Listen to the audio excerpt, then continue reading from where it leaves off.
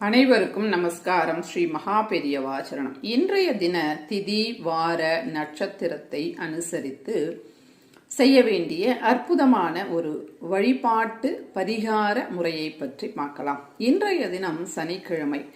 இந்த புரட்டாசி மாதத்தினுடைய பூரணமான ஒரு சனிக்கிழமை. இந்த சனிக்கிழமையில் பெருமாளை வணங்குவது சால சிறந்தது. இந்த 3 சனிக்கிழமையும் நீங்க வணங்கல அப்படின்னாலும் இன்றைய தின சனிக்கிழமையில் பெருமாளுக்கு மாவிளக்கு தீபம், அதாவது நிறைய பேர் மாவிளக்கு அப்படின்னா என்ன அப்படின்னு கேக்குறாங்க. மாவிளக்கு அப்படின்னு சொல்லும்போது பச்சரிசி மாவை நல்லா கழுவி 2 மணி நேரம் நல்லா ஊற வச்சு அதை கொஞ்சம் காய வச்சு மிக்சியில மாவு மாதிரி அரைச்சி அதுல வெல்லம் கலந்து ஒரு பித்தளை அல்லது செப்பு அல்லது வெள்ளித்தட்டுல அந்த மாவிளக்க நாம வச்சு அதை கொஞ்சமா சென்டர்ல குழி மாதிரி பண்ணி 2 பூத்திரிய ஒன்றாக இணைத்து நெய் ஊற்றி விளக்கேத்தி இருபுறமும் கொழுக்கட்டை மாதிரி அந்த மாவையே பிடிச்சு வைக்கணும். இது ஒரு முறை. இன்னொன்னு என்ன அப்படின்னா, நாம அரிசிய நல்லா கழுவி ஆற வச்சு நல்ல வெயில் ஆற வச்சு மிஷின்ல மாவா அரைச்சிட்டு அந்த மாவுல கொஞ்சம் எடுத்து தண்ணீர் ஊற்றி பிசைந்து 7 விளக்குகளாக செய்து அதுல கொஞ்சம் வெல்லம், நெய் மற்றும் வாழைப்பழம் இதெல்லாம் இல்லை அப்படின்னாலும் என்ன இருக்கோ அதை போட்டு 7 விளக்குகள் செய்து இன்றைய தினம் மாலை நேரத்தில் பெருமாளுக்கு ஏற்றுங்க. பெருமாளினுடைய பரிபூர்ண அனுகிரகம் கிடைக்கும்.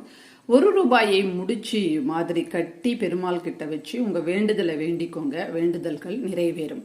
இன்றைய தினம் பாத்தீங்கன்னு சொன்னாக்கா, பிள்ளைகள் பேச்சு கேட்கல அப்படின்னா கிருஷ்ணருக்கு எதிரில் வெற்றிலையில ஒரு கொஞ்சமா வெண்ணெய் அப்படின்னு சொல்லுவோம் இல்லையா, அதை வச்சு அவருக்கு நைவேத்தியமாக வச்சுட்டு இந்த வெண்ணெய யார் பேச்சு கேட்கலையோ அந்த பிள்ளைகளுக்கு நாம இதை கொடுத்தோம் அப்படின்னா, ஒருவேளை அவங்க வெண்ணெயா சாப்பிடல அப்படின்னாலும் கொஞ்சமா அவங்களுக்கு கொடுங்க.